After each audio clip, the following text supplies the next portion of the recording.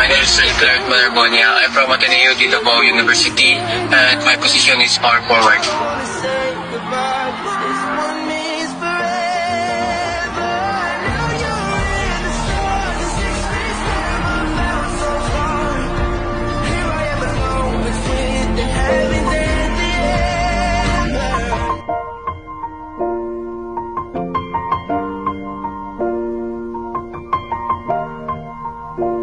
It's been a long day without you, my friend, and I'll tell you all about it when I see you. Matagal namin ito pinagandaan talaga.